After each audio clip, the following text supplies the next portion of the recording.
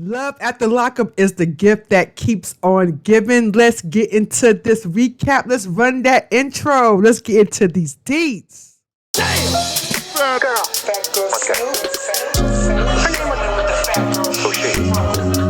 Hey, what's up, everybody? It's your girl, Tony Michelle, aka Phatgyrlsnoop, and I am here to just put my 2 cents in on last night's episode of Love After Lockup. If you are a new snooper and you want to see more of my Phatgyrlsnoop shenanigans, please do not forget to like, share, comment, and subscribe because that does a lot for my videos. And I'm trying to make it out in these YouTube and podcast streets. So I need your help to do that. And if you are my A1 from Day One Snooper, hey, I thank you guys for your support as always. But we got to get into this Love After Lockup episode. It was a lot going on. Let's break it down by down. Okay, let's do it. Let's get it. So let's talk Stan and Lisa. So Stan and Lisa are back from the basement. You know, where they keep the chains, the whips, the stray jacket, and, in my opinion, a trap. And I'm not talking about a gap. So Stan is coming in there. You know, he's made breakfast, and they're sitting down. And I guess she must have been smacking him so good down there in that basement that I think, D'ing him down in that basement. And that's just my 2 cents. And may I put this disclaimer out? This is a entertainment channel. If you're not entertained, you can skedaddle. All right, so he comes up there with the breakfast. So she's like, okay, well, this is a great time for me to ask about, getting her a car. Now, what I don't understand is why would Stan get Lisa a car? We all know, and she said it, she does not have a driver's license. But hey, Stan's the man. If we will not understand, he is a millionaire, allegedly. And so he was like, I'll buy you a car, but he also let us know that he made the mistake and he bought his ex-girlfriend a car and she left him as soon as he got her that whip. So to me, in my, me looking at the TV screen, I could just see Lisa's, how the Grinch smiles, the eyebrows raised, cause she know that's exactly what the hell she is about to do. And that's just my opinion. So, but she's like, no, I'm not going to leave you, but we're going to take things, baby steps, because Stan is like, now that we've got better acquainted and now that you're out and now that I'm providing you a place to stay and now that I'm going to buy you a car, we need to be talking about marriage. And she's like, well, I'm married to 2 people, allegedly. And so she was like, we could take things step by step, little by little. And then we see her and Stan going out car shopping. And we see that, at first she saw this yellow Porsche. And Stan was like, nah, I ain't got it like that. And so she was like, fine. They saw a SUV, so they got in. The guy at the auto place, the dealership was asking, Lisa, do you want to take it for a test drive? And Lisa's like, no, I'll let him drive. And then we find out that Lisa actually went to jail because she was doing the very same thing. She went to go look at a car to purchase. And when they let her go off from to test drive the car, she never came back, okay? And so they arrested her. And so, she did some time behind that. So, Stan, he's test driving the car. They end up loving it. So I thought I was going to hear the words, okay, we'll take it, cash offer, boom, boom, boom. And then, Stan, I was like, okay, I'll put $4,000 down. And I'm like, Or did he say 5,000? But still, I was like, what the hell? Like, I thought you was a millionaire, because like $12 would be like $1.20, to a person like myself. But he was just like, no, I'm gonna put down 5,000. I guess he wants Lisa to get a job and to pay off the rest of the car. And then he claims that he also did it because he wants Lisa to start, getting good credit. I beg to differ with that, but okay, Stan, we would rock with that. I mean, no wonder why the other girl drove off. I mean, shoot, you put a car in my name, I'm out too. I'm out too. But then we see as Lisa was actually Stan was negotiating this car, about to buy her a car, which, like I said, I do not understand, because Lisa does not have a license. And then she gonna talk about it only takes a second to get a license. Not for you, sis. Not for you. So basically, Stan was negotiating the price of the car, and then meanwhile, she's like on her phone, texting somebody. It looks like to be like one of her girlfriends. It's hard to say, was it one of her cellmates, or somebody she knew, in the pen. But they're like, hey girl, hey, like, what you doing? And Lisa's like, shoot, this dude about to buy me a whip. And the girl was like, basically, oh, you caught a bag. And Lisa was like, she started to put like, bag signs, in the comments, like, girl, you caught a leg. And so Lisa was like, yeah, girl, but let me tend to this business. Let me get this car, girl, and I'll be over, okay? So that's what's happening with them. And then we saw Big Doug, and Rachel. Now let me tell you guys something, and I'm gonna make sure you go over to my video. I'm gonna tell you more about it in a minute, but it is a clip that I got off of Dante after Love After Lockup live. And when I tell you, you do not want to miss it. You do not want to miss it. Let me tell you something about this show. The show is cool and all, and it's cool to recap and all that jazz. But when I tell you, look, Deontay, I said his name again wrong. It is Deontay. So Deontay, if you are listening, I am so sorry, because I damn sure was calling you Deontay the whole entire time. But Deontay's lives be all the way lit. I mean, all the way lit. Last night he had on Rachel, Brittany, and Ray, and it was really, really, really, really good. But the reason why I brought that up is because, let me tell you guys something. I don't know if it's the Love After Lockup cameras. I don't know, but when I say that Rachel, girl, you are so gorgeous in I want to say like in person, like on your live, like I don't know, but girl, you look absolutely gorgeous, girl. And I don't even go that way. I'm just saying, I'm just giving props to where it's at. But yeah, so they showed Doug, back to the episode, they showed Doug actually out there ring shopping for Rachel. And then I'm like, how the hell is he out there ring shopping? You know what I'm saying? You ain't got no job, Tommy. You know what I'm saying?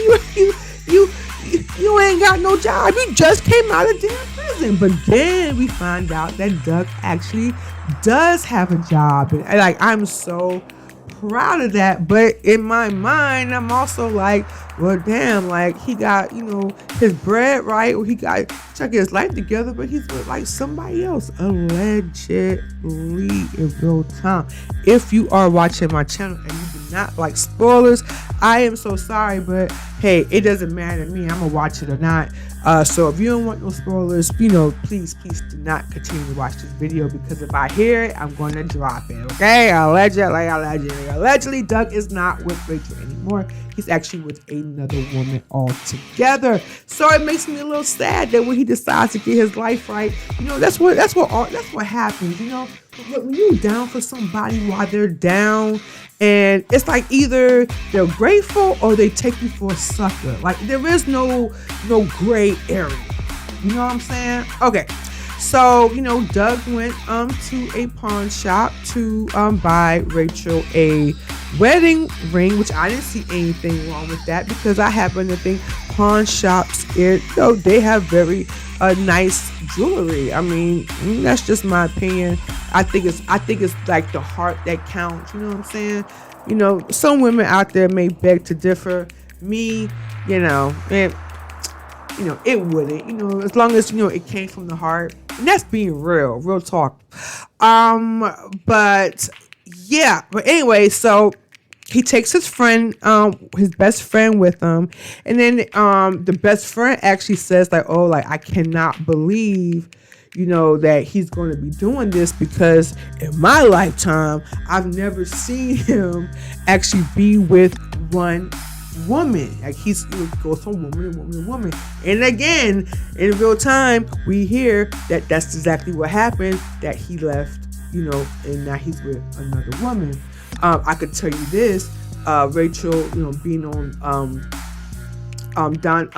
Deontay's live, Doug seemed like he was nowhere to be found, because I'm sure the type of cocky guy that Doug seems to be, if he was home with Rachel, while she was on that live, he would have did the same thing Ray did when Brittany was on the live. He would have jumped right on live, because they're on house arrest. What else they gonna do?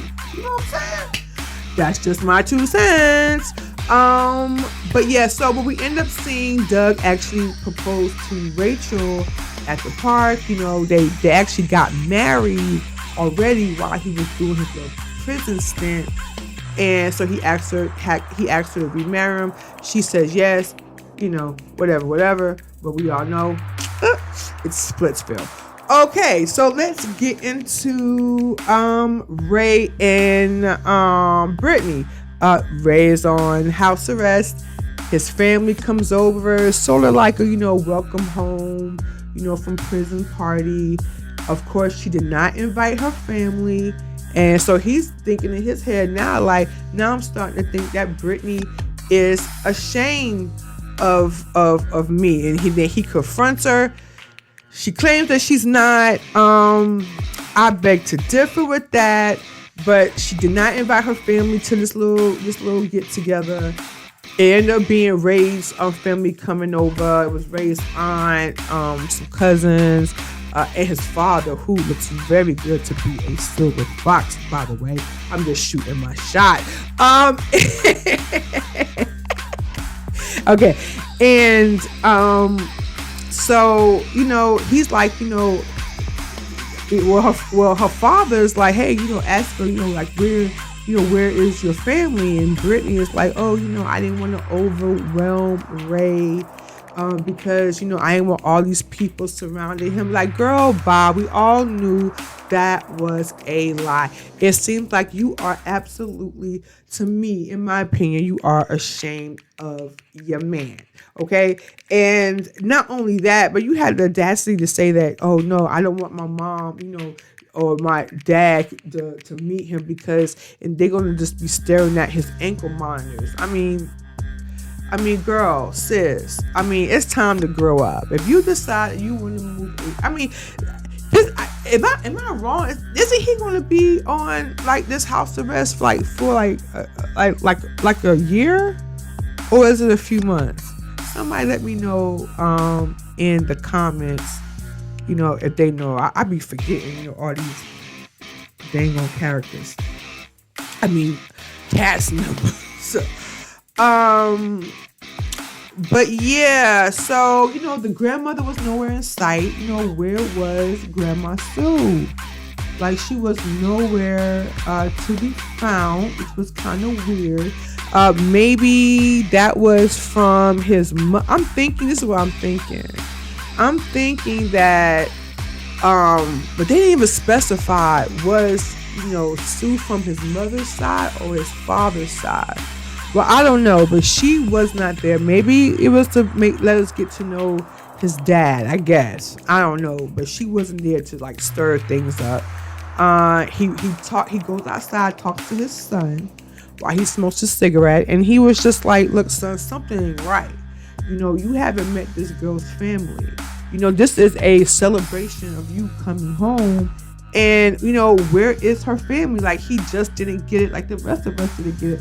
But now we got it, Dad. But it's just that I don't know. Like, she says that she doesn't want her family to think that she is just the type of woman that will work 2 jobs, to take care of her man who is down right now on house arrest. She doesn't want her family to think that she's this type of person. Well, newsflash, Brittany, you are that person. You are. But there's nothing wrong with that. If you like it, who cares what the world thinks? You know what I'm saying? But what I could tell you this. Now, let's get back to Deontay's lie. Let me tell you. Like I said, it was him. It was some girl off of Teen Mom. She had her cleavage showing boobs. Honestly, I think she was on there just to get, Deontay's attention, because we know that is his type. I'm not trying to be funny, brother. It is what it is. Ain't no love lost. But you know. But it was also Brittany and Rachel. And Rachel, she was doing her thing. Like, she got a personality on 1,000, and I am loving it. Like, it was just so funny, like, watching her. But Brittany was just sitting there like,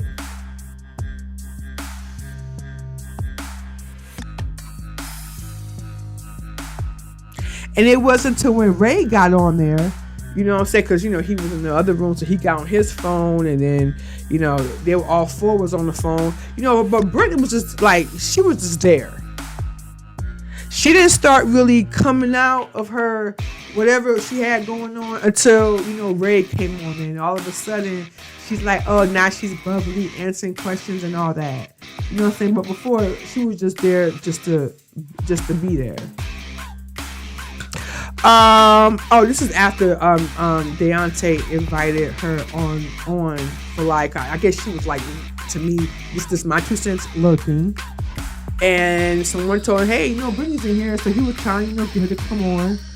It took him like 3 or 4 times for her to come on his live. And when she came on his live, she was just like, so that's and then, of course, Ray's aunt, she's beautiful, by the way, was talking with Brittany, and she was like, why haven't, your family, met Ray yet? And she came up with the lie again, basically like, I just didn't want to overwhelm him and stuff like that, and blah, blah, blah, but girl, bye, whatever. So Ray basically gave her an ultimatum. He said, either I meet your family or I'm about to go to Grandma Sue's house, okay? Either I meet your family or I'm about to go to my grandmother's house. Because Grandma said she had an open door. She said if she told Ray in the last episode, like, if you ever feel uncomfortable, baby, Grandma got a room for you, honey. You do not have to stay here. Blink twice if you need help, Ray. Blink twice. So that's pretty much what happened with them. Who else we gotta talk about? Oh, Anessa and Jeff. Let me tell y'all, Jeff finally just met what they call Amazon Prime. He just realized what Amazon Prime was. So, and he's been ordering stuff for wherever. I'm just being sarcastic when I say Amazon Prime, but apparently he has been running up Anessa's credit cards to the thousands, ordering dumb-ish like drones and I guess he bought more than one drone and other stuff. Whatever he basically wants, he has her credit card at his disposal. And when the producers asked him, why are you buying all these drones? And he said, well, hell, I'm under house arrest. I can't go anywhere. At least I could use the drones to look around the neighborhood. Creepy. Are you trying to rob somebody? I'm just playing. That's just my 2 cents or whatever. But yeah, I don't feel sorry for Anessa, because you're letting him. You're giving him your credit card number. Are you freaking insane? Like that, like he must have gave. And then you could have took that credit card and got your toothpaste fixed. You know what I'm saying? He missing that toothpaste. He could have got that toothpaste fixed. But you buying drones? How about you could see the world on your environment on your way to the damn dentist with her credit card? I'm sure your parole officer will allow you to go to the damn dentist. Good God, drones? That's a little creepy for me. But hey, like I said, I don't feel sorry for Anessa at all, because she's letting him. And then we have Kyle, the neighbor, who I'm gonna maintain that I think it's a little something going on between Anessa and Kyle behind the scenes. Either it happened or Kyle wants it to happen, because she has a thing of helping out prisoners, it seems. But Kyle seems to be, rehabilitated. So he's back into society. And he got his girl Anessa's back. So he confronts Jeff about, the money that he's been spending. And Jeff is like, basically, that's my wife. That's it's our business. That's not best friend's business. That's a husband and wife's business. So see your way out of it. And Kyle's like, oh, it's not my business? Well, guess what? Okay. He walks off. He takes his behind in the kitchen. Anessa's washing dishes, and she stops and looks at him, and he's like, hey, I don't like the way that he's, mistreating you, him spending, all of your retirement money. You know what I'm saying? And she's like, he talking about, and he out around here holding on secrets, and she's like, he has a secret, and he's like, yeah, he got a secret. So she was like, well, what is this secret? And then I'm like, Kyle not gonna do that. Kyle not gonna tell this secret. Kyle's just gonna be like, no, you go out there and ask him. I don't want to get in the movie. No. Kyle was like, he has an 18-year-old kid. And she's like, what? Why wouldn't he tell me that? And Cal's like, because he's a lowlife. And then she go talk about if it's true. Girl, it is true. So that means what he's been asking you for that money, hell, he probably put it on that, pay for a DNA test. Or maybe, but he can't be on child support. Right? Because, it was never official. So did he give that $100 that he asked her for? Did he give it to the baby mama? Was the baby mama on his visitation list while he was in that halfway house? Because he didn't have time for you until it was basically time for him to get out. He needed a place to stay. Ooh. But I'm just going to move on from that. So I guess next week we'll see, her confront Jeff about it. Whatever. Because, remember when Kyle said that Jeff told him that he basically used Anessa the whole time that he was in prison? He just basically told her what he wanted to get what he wanted. He meant none of it. It's going like, that's all I have to say about that. And last but certainly not least, we gotta talk about Deontay and Nicole. Nicole, the hoe. Yo, I don't know, man. Deontay, I wish that WeTV would approve this interview with me. I have so many questions. probably questions you probably can't answer because you're under that damn NDA. But Nicole calls up Deontay to meet up, and meanwhile, Deontay and his best friend Derek, they're in the gym, they're working out. He's catching Derek up about what happened, about how he he did the skirt on Nicole, found Nicole with her ex-boyfriend Zach. And Derek was like, well, she basically a HO. You know what I'm saying? And we all know that. I know that. You know that. The rest of America now knows that.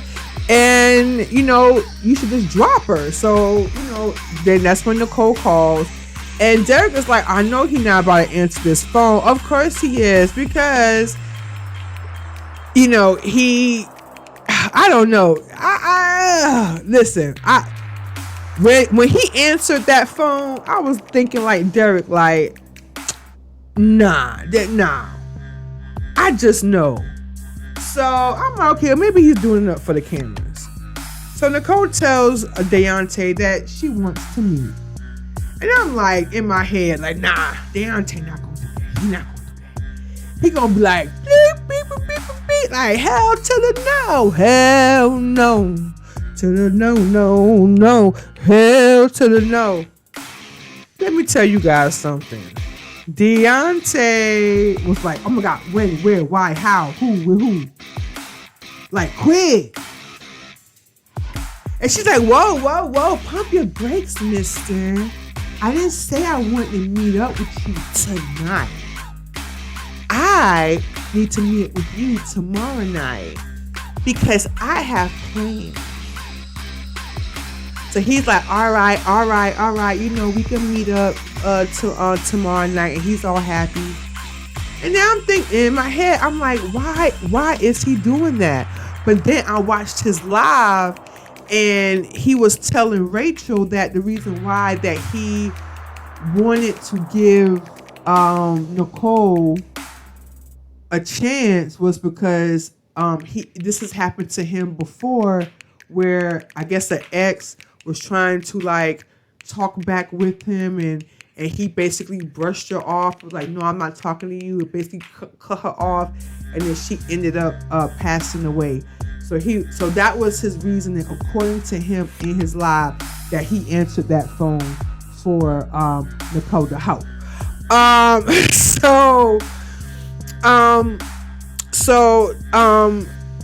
Deontay thinks that Nicole, wants closure. But my 2 cents is that she needs to make sure that her legs stays closure. Okay. So then we hear Nicole say that, telling us that having sex with Zach was not all that it was cracked up to be, basically saying that it was lame and she still did not get her sexual fix. We see her walking into the office. The restaurant to meet someone. She has on the red dress that Deontay bought her. That is how messed up she is.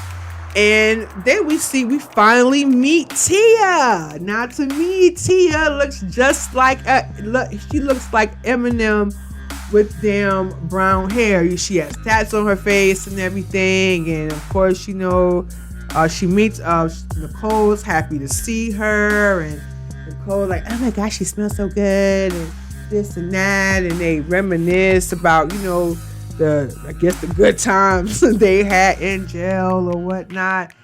And I'm like, okay, so they bring her out towards the end of the season, which could only mean one thing: she will be a fixture on Life After Lockup. So they are going to drag this on, the so-called Nicole the Hoe, the Tia and the Deontay's triangle storyline is going to be dragged on until life, with Life After Lockup. And Deontay, if you are listening, I absolutely agree with you. That's exactly why they didn't show you on that little clip that they showed last night, because they know what's up. And for scoopers like myself, I already knew weeks ago. So it is what it is. But it does not take long. Because Nicole says, "Oh, we've never seen each other out of prison and all this extra jazz." But let me tell you guys something. It did not take Nicole the hoe to be at Tia's hotel room, grinding and kissing and all that, and touching and rubbing. Like, I didn't hear, her tell Tia, "Oh, you're not getting this until I get my boo job." We already know that them legs was not a closure. Okay? I mean, oh my God. It didn't take her long at all to open her legs to Tia. I promise you that. But yes, that's pretty much what happened, between, Deontay and Nicole. So I guess, next week is the season finale. It is said to be 2 hours. I am absolutely here for it. I really, really, really feel like that Love After Lockup should have a reunion. You know what I'm saying? After, because I want to see what happens after. But I guess that's what makes snooping so fun, because, I be finding out like little things and stuff. So, okay, it's whatever. But definitely, I will be here with my review for that. But let me know your 2 cents in the comments. What would you rate last night's episode? 1 meaning, it was alright. And then 5 meaning, man, that shit was fire. If I have to rate it, I'm going to say it was an absolute 3, because it kind of was dragging the storylines along. But hey, I am here for next week's 2-hour episode. So go ahead and drop your 2 cents in these comments. Let me know what y'all think.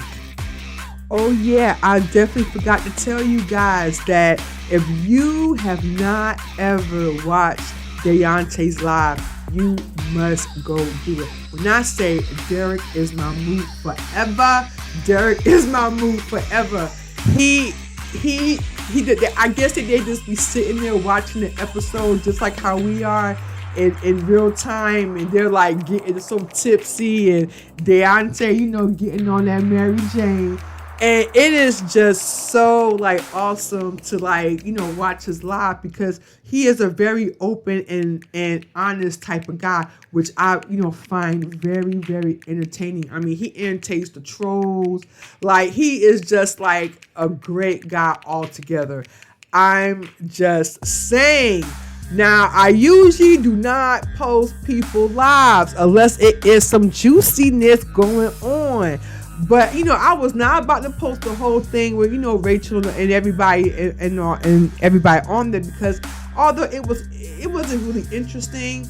I mean, it was Deontay, it was, but not as interesting as the end of his live. And I am so glad that I watched that shit to the end, and I'm so glad. But you guys need to go over to the next video. I'm going to try to put it in the comments for this video, but I say that it went down at the end of Deontay's live. It went down, and it was so entertaining.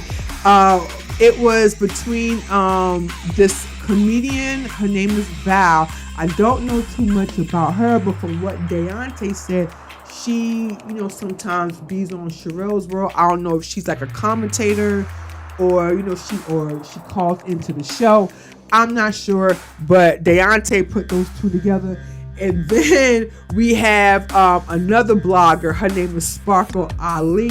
When I say these 2 was going at it, these 2 was going at it. So you guys gotta go check out that video. I promise you, you will not get disappointed.